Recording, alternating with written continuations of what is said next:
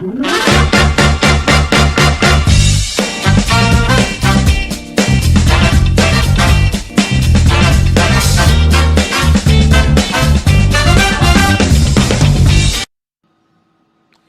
toujours un réel plaisir, aimables téléspectateurs, de savoir que vous êtes nombreux à suivre ce magazine. L'invité aujourd'hui revient sur les questions d'actualité, notamment la Constitution. D'aucuns s'expriment pour et d'autres encore non.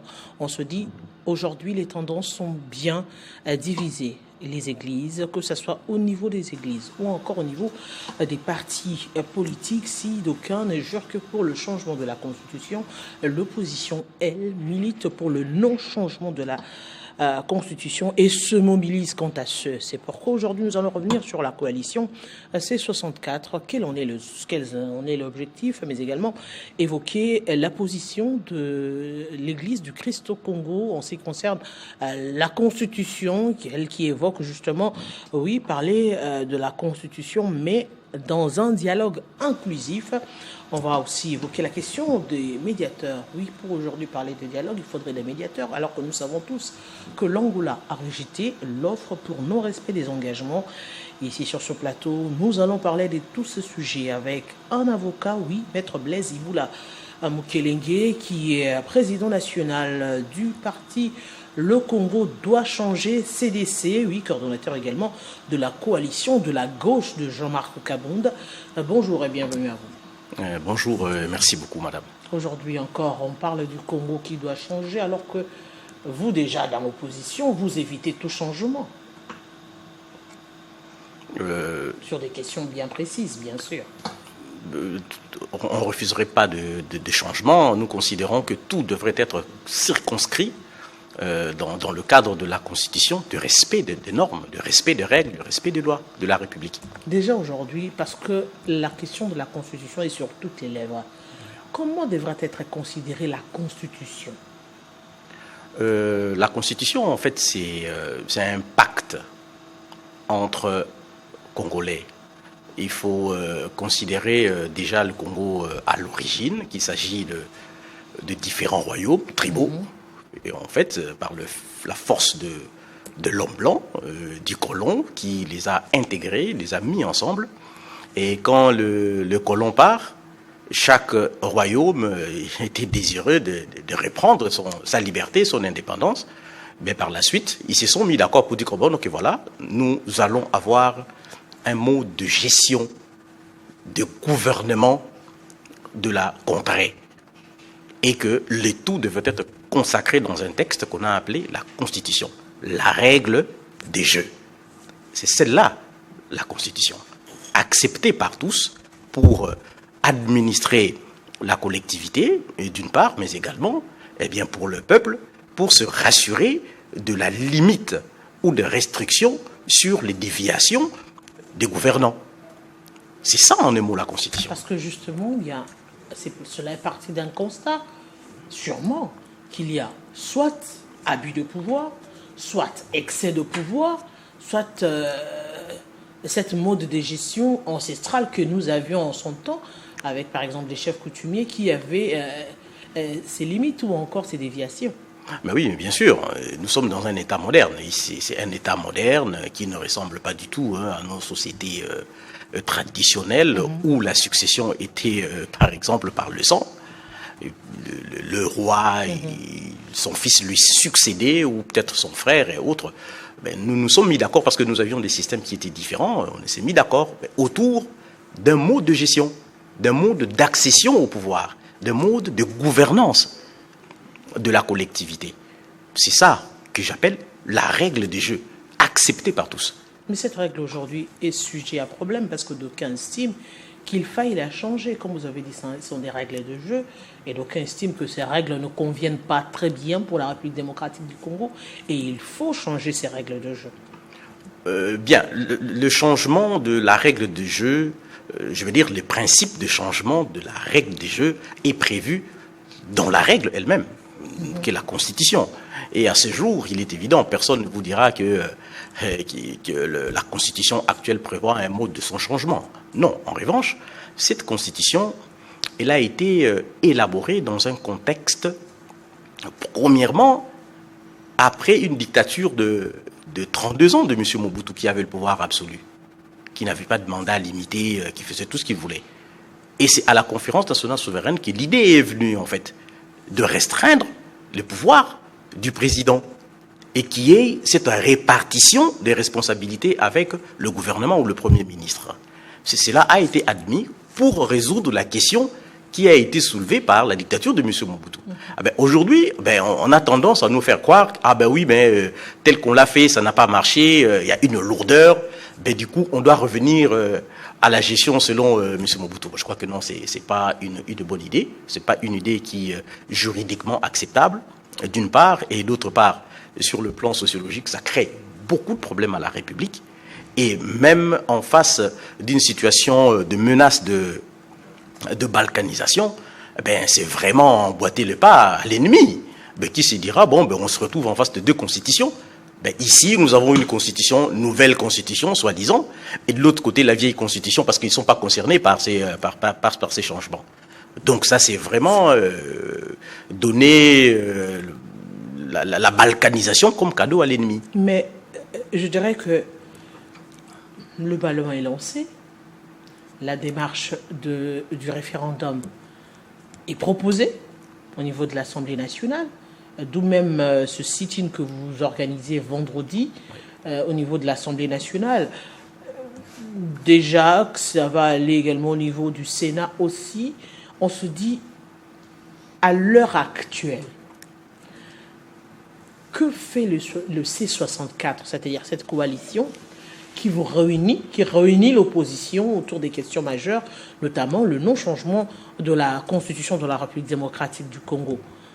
Comment est-ce que vous allez bloquer la machine ? Je pense que nous sommes dans un contexte, disons, de démocratie où on ne devrait pas recourir à la violence pour résoudre des problèmes qui se posent entre nous.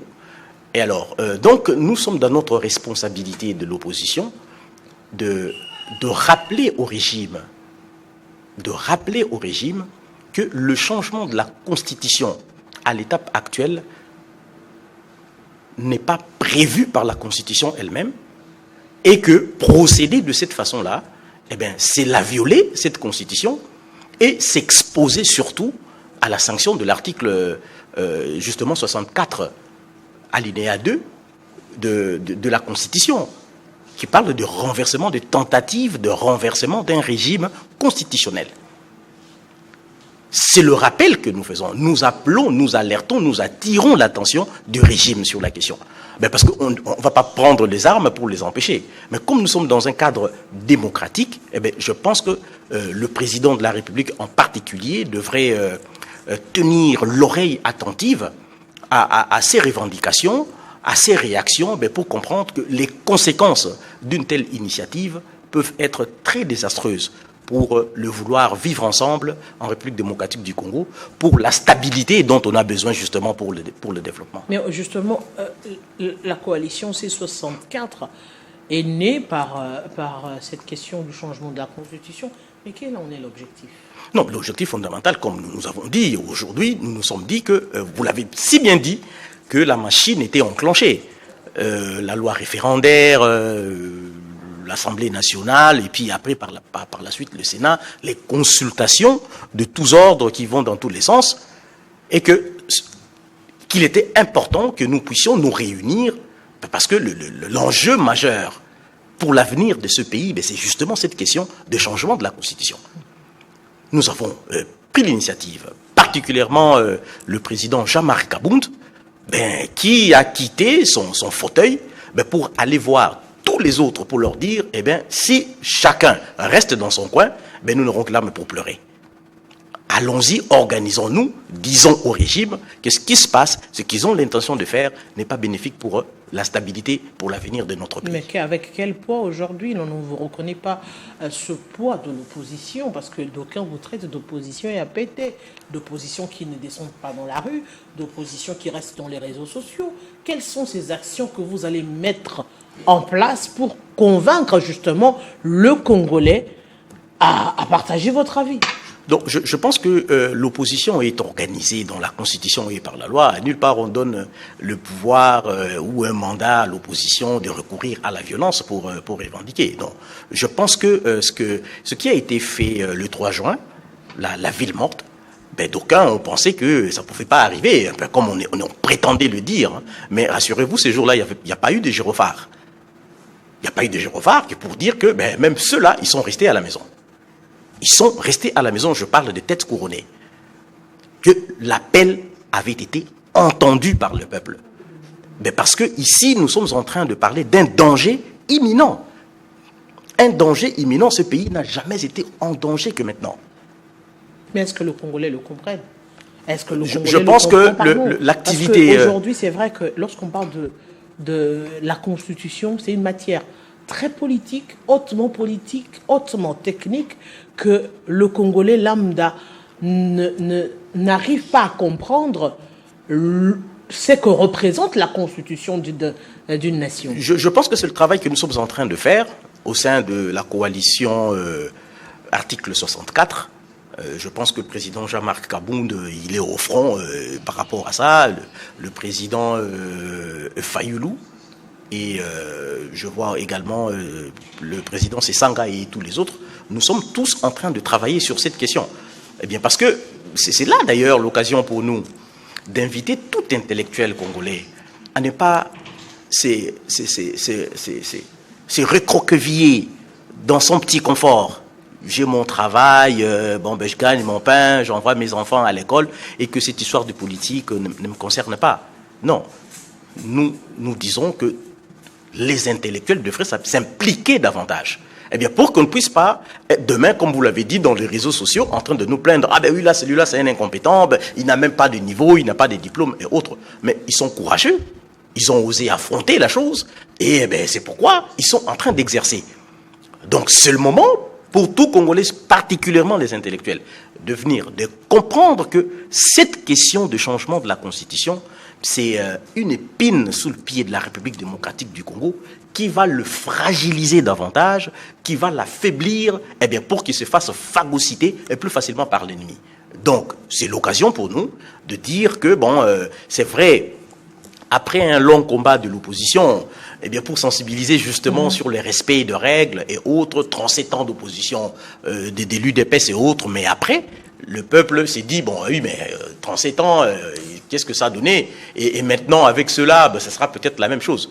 Je répète pour dire, ce ne sont pas les anges qui descendront du ciel pour arranger ce pays ou développer ce pays. Ce sont les femmes et les hommes de ce Congo. Et en ce moment, nous avons besoin de toute notre population, eh bien, pour que nous puissions dire au régime, le 12 juin, le vendredi, à 10h, nous serons tous là, à l'esplanade du Palais du Peuple. Nous avons écrit à l'autorité, nous serons là. Eh bien, un seul message, s'il vous plaît, Monsieur le Président, prêtez attentive votre oreille à ce qui se passe. Parce que demain, les conséquences seront très fâcheuses. Aucun Congolais ne voudrait aujourd'hui que le Grand Kivu, à travers toute la rébellion qui est là-bas, avec toute l'influence du Rwanda et autres, puisse avoir justement cette excuse, cette occasion de dire, ah ben voilà, j'ai ma constitution, ils ont la leur, eh ben je deviens un pays. Et rassurez-vous que si cela arrive et que le gars, les gens qui sont à l'est de la République démocratique du Congo et qui décident de prendre justement cette occasion, eh bien pour proclamer une indépendance ou l'autonomie de toute cette partie-là, la question qui reste, c'est quoi? C'est la reconnaissance internationale. Et nous le savons tous, parce que la communauté internationale pense sur notre Congo. Ils sauteront immédiatement sur l'occasion. Il y aura beaucoup de reconnaissance de cette République. Et en ce moment-là, qu'est-ce que nous aurons qu'est-ce qui nous restera en fait en ce moment-là? Alors c'est le moment pour nous. C'est pourquoi nous appelons le président de la République et tout son régime, à moins qu'il y ait un intérêt très puissant, très fort, au point qu'on puisse dire que, ah ben oui, mais écoutez, voici ce que j'aurai en contrepartie de la scission de la République entre les mains d'autres personnes. Donc chaque Congolais doit être conscient de ça. l'occasion, l'action que nous avons en vertu de notre Constitution, justement, c'est d'aller au Parlement pour dire à nos députés, messieurs, 2 ou 3 jours avant la fin de leur session, messieurs, rassurez-vous que vous ne pouvez pas faire ces histoires-là, et si vous osez le faire, vous nous aurez sur votre chemin. Mais vous savez également que c'est un test important pour l'opposition, parce que au-delà de la marche, plutôt de la ville morte, ce sera, comme on le dit, une preuve de feu pour montrer justement que l'opposition, elle est bien présente, elle est bien affirmée, elle a cette capacité de mobilisation pour faire entendre sa voix et également pour faire entendre son opinion au sein de la population. Non, mais bien sûr, je pense que on ne doit pas être là en train de croire que vous le savez, l'opposition... au-delà de tout, c'est un jeu politique en fait. Les questions sont essentielles, mais en même temps, le Congolais est habitué à cette question des jeux politiques, majorité, opposition. C'est des preuves de force un tout petit peu sur terre. Je pense que c'est une erreur que de vouloir abandonner cette question à la seule opposition ou aux militants. Parce que vous avez des militants, vous avez des adhérents, des gens qui sont d'accord avec notre combat, mais qui ne peuvent pas venir sur terrain. Ça existe, ça. Mais je pense qu'on ne doit pas restreindre ce combat à la majorité et à l'opposition. Eh bien, parce que la première victime, c'est la population, rassurez-vous. Le chômage, rassurez-vous, l'insécurité, rassurez-vous, les embouteillages et autres, cette gouvernance a problème. La première victime, c'est la population. Donc, il est important. Et sur ce, je voudrais quand même rappeler quelque chose de très important, puisque nous parlons de cette question majorité-opposition, et puis la population. Aux États-Unis d'Amérique, lors des dernières élections, Barack Obama, qui soutenait naturellement Kamala Harris, il s'amène vers les communautés noires pour leur dire, écoutez, si vous votez pour Donald Trump, vous savez, c'est un raciste, il va faire des trucs aux noirs. Donald Trump va vers cet électorat pour dire, écoutez, je ferme les usines qui ont été exportées en Chine et en Europe. Toutes ces usines reviendront ici et vous aurez de l'emploi. Ces noirs, ils ont voté pour Donald Trump. C'est ça ce que nous voulons. Que le choix soit un choix de ses propres intérêts. Si on ne change pas cette constitution, il y aura la stabilité, il y aura possibilité que des investissements viennent dans ce pays et je pourrai avoir un emploi. Je pourrai avoir une bonne santé. Fondamentalement, plutôt que d'aller dans les slogans du genre le président Tshisekedi a une mission et il n'a pas un mandat. De toute façon, ils ne comprennent même pas quand ils disent mission. Même la mission a une limitation dans les temps. Absolument. A une limitation dans le temps. Donc, notre peuple doit comprendre que aujourd'hui, il n'est plus question de dire opposition-majorité. Il est plutôt question de son sort. De son sort. Et que le 12 juin, qui devrait venir très nombreux pour faire voir au président de la République particulièrement, parce qu'on considère que c'est un démocrate, et je répète, qu'il puisse prêter oreille attentive. Ce n'est pas un affront, mais lui, en tant que président de la République, garant du bon fonctionnement des institutions, de la sécurité de tous les Congolais qui comprennent que, oui, mais les enfants, là, ils disent des choses, de quoi s'agit-il? C'est ça. Mais parlons de l'église du Christ au Congo, elle qui avait une position assez mitigée par rapport à la question de la révision de la Constitution, encore du changement de la Constitution ensemble avec l'église catholique. Elle s'est prononcée le dimanche passé pour évoquer, oui, on peut parler du dialogue, mais on peut parler de la Constitution, mais dans un dialogue inclusif. Qu'est-ce que vous sous-entendez? Qu'est-ce que vous, l'opposition, comprenez par cette position? Non, je pense que nous sommes une opposition plurielle et les associations viennent en apport, en appui.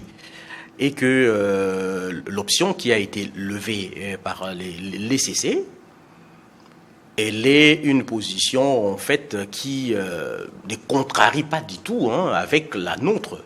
Eh bien parce qu'ils n'ont pas dit, allons-y, comme ils le font actuellement, référendum, je veux dire la loi référendaire qui va être adoptée ou qui a déjà été adoptée et autres, et sensibilisation, ils disent non.